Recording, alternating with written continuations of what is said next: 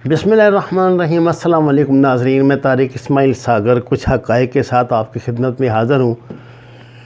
नाज़रीन कराम, मैंने 25 साल बाकायदा सहाफ़त की, लेकिन मैं सहाफ़ी आज तक हूँ। अभी मैं बाकायदा कालम निगार हूँ। करीब 70 किताबें मैंने लिखी हैं, जिनमें ज़्यादा तो नावल हैं और बाकी रिसर्च बुक्स हैं। मौज़ूआत जो हैं वो करंट अफेयर के ही हैं सबके। मैं कभी कभी आपको माजी के हवाले से कुछ वाक़यात सुनाता हूँ। ये चूँकि मैं रिसर्च का बंदा हूँ, मैंने एक रिसर्च इंस्टीट्यूट के साथ इस्लामाबाद में काम किया बहुत अरसा। इस रिसर्च इंस्टीट्यूट को असल में टास्क जो है हुकूमत की तरफ से मिलता था, मुख्तलिफ़ अदारों की तरफ से। तो हम उस पर काम करते थे, तो कुछ ऐसे अहम मालूमात तक रसाई हो जाती थी जिन तक आम लोगों की रसाई होती नहीं है। मेरा ख्याल पाकिस्तान में जो एक दो बड़े थिंक टैंक समझे जाते हैं, उनमें ये अदारा सर फहरिस्त है और मुझे बड़ा इस बात पर फ़ख्र है कि मैंने इसके लिए डॉक्टर खुर्शीद साहब की निगरानी में काम किया। बड़े अजीम इंसान थे। नाज़रीन कराम, मैंने MQM के हवाले से अक्सर कभी कभी बात करता हूँ। तो पहले मैं एक छोटा सा आपको वाक़या बता दूँ। 1995 में मैंने एक नावल दहशतगर्द के नाम से लिखा था। ये MQM के पस मंज़र में लिखा गया एक नावल था। इस नावल को लिखने की जो कीमत मैंने अदा की, वो वाक़फ़ान हाल अच्छी तरह जानते हैं। मैं बार बार इस तरह की बातें सुना के एक हीरो नहीं बनना चाहता आपके सामने। ना मैं अपनी को मज़लूमियत का रोना रोऊँगा। मेरी बाकायदा इस पे एक ड्रामा सीरियल PTV ने तैयार की थी। 13 किस्तें तैयार थीं। जिस दिन हमारा ड्रामा ऑन एयर होना था, 2 रोज़ पहले इनकलाब आ गया। जनरल मुशर्रफ ने तख्ता उल्टा और बरसर इक़्तिदार आ गए। तो सबसे पहले जो इधर से रिपोर्ट लाहौर TV स्टेशन ने गई, वो ये गई थी कि जी तारिक इस्माइल सागर का ये ड्रामा तैयार है, जो कि MQM के ख़िलाफ़ बनाया गया है। इसका तसव्वुर भी नहीं किया जा सकता। आपको पता है PTV की पॉलिसी ऐसी है कि वहाँ स्क्रिप्ट कोई भी होता है तो वो 3-4 लोग चेक करने के बाद पॉलिसी के मुताबिक ही देते हैं। अगर उस ज़माने में गवर्नमेंट की पॉलिसी जो भी थी उसके मुताबिक वो ड्रामा बना था, दहशतगर्दी पर ड्रामा बना था।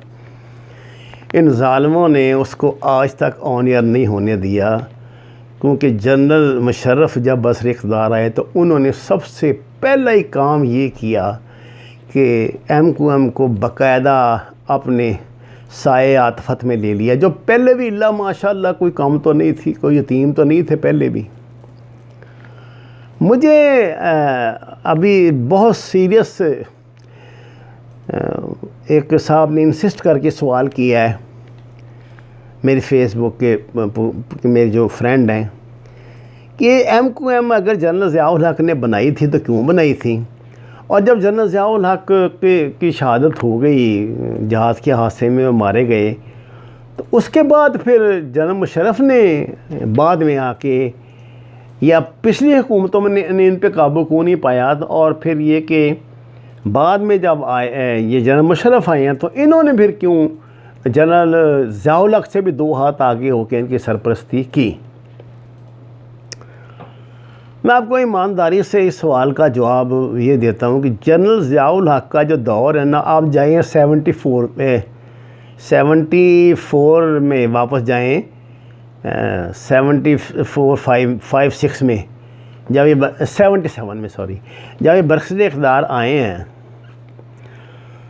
तो इनकी अपोनेंट सबसे बड़ी जो पार्टी थी उसका नाम था पीपल्स पार्टी। और नो डाउट उस ज़माने की जुल्फ़िकार अली भुट्टो की पीपल पार्टी वाकई ये कौमी जमात थी। ये कहना गलत नहीं है कि अगर वो खम्बे के गले में भी डाल देते थे ना ये अपना तलवार का निशान वाला, तलवार का निशान, तो लोग उसको वोट देते थे। सिंध से खैबर तक पीपल पार्टी की हुकूमत थी और अक्सरियत के साथ हुकूमत थी, इसमें कोई शक नहीं है। जनरल ज़िया उल हक के लिए सबसे ज़रूरी था, क्योंकि ये तो उन्होंने झूठ बोला था कि वो 3 महीने में इंतखाबात करा देंगे, और ये उन्होंने बाकायदा कुरानी आयात पढ़ के और खाना काबा के सेन में, मस्जिद नबी के सेन में खड़े होकर ये कहा था कि वो 100 दिन के अंदर अंदर इंतखाबात करा के वापस चले जाएंगे। और उन्होंने जो सियासतदानों को बंद किया है, गिरफ़्तार किया है जिनको, तो वो हिफाजती गिरफ़्तारी है उनकी बाकायदा वो गिरफ़्तारी नहीं है। लेकिन ये इक़्तिदार की कुर्सी ऐसी है कि एक दफ़ा आप इसमें दाखिल हो जाए ना, इस कमरे में, तो ऐसे ऐसे नशेबान लगते हैं ना कि बस बड़ों का ईमान फिर चला जाता है। जनरल ज़िया उल हक ने देख लिया था कि ये तो बादशाह ही है, ये तो बड़ी मौजें हैं। उन्होंने प्रोग्राम बना लिया था कि अब वो पाकिस्तान में मार्शल नाफज रखेंगे। इस सिलसिले में ज़ाहिर है उनको सियासत पे काम करना था। सियासी तौर पे सबसे मजबूत जमात और उनकी अपोनेंट जमात जो थी वो पीपल्स पार्टी थी। पीपल्स पार्टी का ज़ोर तोड़ने के लिए सिंध में जनाब जनरल ज़िया उल हक ने जो इलाकाई जमातें थीं उनकी पुष्टपनाही शुरू की, और उन्होंने उन दिनों महाजर स्टूडेंट्स मूवमेंट के नाम से उभरती हुई एक तंजीम को, जिसका लीडर ये अल्ताफ़ हुसैन था, ये बनाया, MQM बनवाई, और यूनिवर्सिटियों से इसका आगाज़ हुआ। यूनिवर्सिटी में उन दिनों इस्लामी जमीयत तलबा का होल्ड था, वो उनसे तुड़वाया और इनको खासा कुछ इनके लिए किया, इस्टेब्लिश किया इनको। और दूसरी तरफ GA सिंध, जिसने 17 दिसंबर को जो जुलूस निकाला, 17 जनवरी को जुलूस निकाला है, और उसमें मोदी के वो उठाकर तस्वीरें, तो उससे कहा कि हमें आज़ादी दिलाओ पाकिस्तान से। ये इस 17 जनवरी 2021 की बात कर रहा हूँ मैं, को 100 साल पहले या 10 साल पहले की बात नहीं कर रहा। इस 17 जनवरी को, मुमकिन है आप तक खबर ना पहुँची हो, अगर ज़हमत करें तो देख सकते हैं।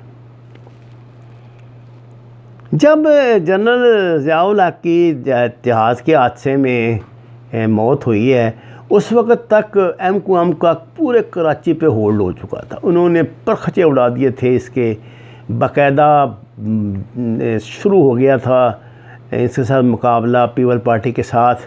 भुट्टो को चूँकि फांसी हो चुकी थी, पीपल पार्टी का ज़ोर टूट रहा था, लेकिन सिंध में उसका ज़ोर तोड़ना आसान नहीं था। तो इन्होंने उनके बंदे पकड़ के, तो उन्होंने उनके बंदे पकड़ के, तो उनके जिस्मों में वर्मों से सुराख करते थे। बड़े उस दौर की कहानी इतनी अंदोनाक है कि मेरी ज़ुबान नहीं इजाज़त देती कि मैं आपको सुनाऊँ, जितना जुल्म ये ज़ालिम करते थे। उन दिनों ये बोरीबंद लाशें और ये सिलसिला अल्ताफ़ हुसैन ने शुरू किया था। खैर, इसके बाद बेनज़ीर पाकिस्तान आई, बेनज़ीर को हुकूमत मिली तो कुछ ज़ोर टूटा। उन्होंने इनके ख़िलाफ़ एक एक्शन किया था IB की मदद से। IB की मदद से होने वाले इस एक्शन का नतीजा ये निकला कि जितने पुलिस अफसरों ने, करीबन 350 ने इसमें हिस्सा लिया था, MQM ने एक एक करके सारे के सारे कत्ल कर दिए, सवाए इसके ये राव के जो इनका SSP जो आजकल मुकदमा भुगत है, बाकी सब मार दिए। किसी की जरूरत नहीं थी कि उनको रो, इतने बदमाश और गुंडे थे ये लोग। अब जो आप अपने घर में जो मतलब एक सांप पाल लें अपने दूध पर, तो जब उसके दांत निकल आए हो तो वो तो फिर उसकी तो फितरत ही डंक मारना, उसने डंक ही मारना था। लेकिन ये बड़ा मतलब एक तरह का माफिया था ये जो अल्ताफ़ हुसैन एंड कंपनी थी। इन्होंने अपने आप को नागज़ीर बना लिया था कि अगर किसी ने हुकूमत करनी है सिंध पे, और मरकज़ असाब पाकिस्तान का असाबी मरकज़ है कराची, तो कराची के लिए इन्होंने ख़ुद को एक कराची में बैठ के पूरे पाकिस्तान पे हुकूमत करते थे, अपनी मर्ज़ी से करवाते थे। हमने ये देखा है कि अल्ताफ़ हुसैन ने जाली खुद साख्ता जला वतनी इख्तियार की हुई थी, और जब वो मुल्क से जब ये नाराज़ होता था ना, वो इनसे नाराज़ हो जाता था, वो जब भी भत्ते में थोड़ी सी कमी आती पीपल पार्टी के, तो रहमान मलक की ड्यूटी होती थी जाके उसके पाँव पकड़ना, मिन्नत अल्लाह करना। ये जुल्फ़िकार मिर्ज़ा की प्रेस कॉन्फ्रेंस से पड़ी हुई हैं, इस पर देख लेना कभी। जनरल साहब बरसर इक़्तिदार आए तो जनरल साहब ने ना बरसर इक़्तिदार आते ही सबसे पहला काम ये किया कि इनको अपने साया आतफत में ले लिया। इन लोगों ने और पर पुर्जे निकालने शुरू कर दिए।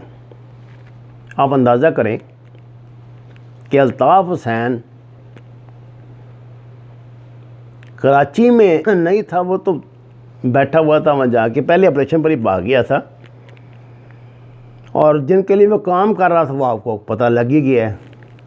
वो लंदन में बैठ के पूरे पाकिस्तान को चला रहा था।